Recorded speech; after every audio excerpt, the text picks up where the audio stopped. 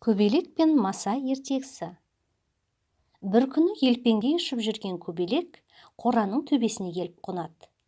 Мұны жақтаудың қуысында жатқан масаның көзі шалып қалыпты. Масаның бұған ызасы келеді.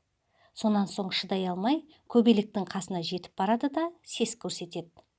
«Сен бұл араға неге келдің? Бұл жер менің мекенім» деп әкіреңдейді. Бұған көбелек саспайды. «Бұл қораның үсті ғой, қоға емес. Тақылдама, мойныңды үзіп аламын» дейді маса ызыңдап. Бұған көбелек сақылдай кеп күледі. «Күшің жетсе, мен саған көресіңді көрсетемін» дейді маса салақтап.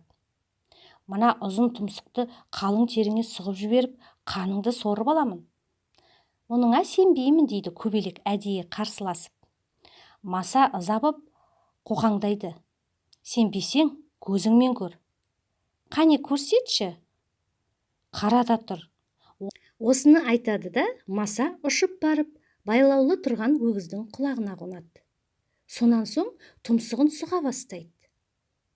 Сол кезде өгіз артқы аяғымен құлағын қасиды. Маса теріге сыққан тұмсығын қайта шығарып үлгергенше тұяқ тиіп мылжаланып қалады.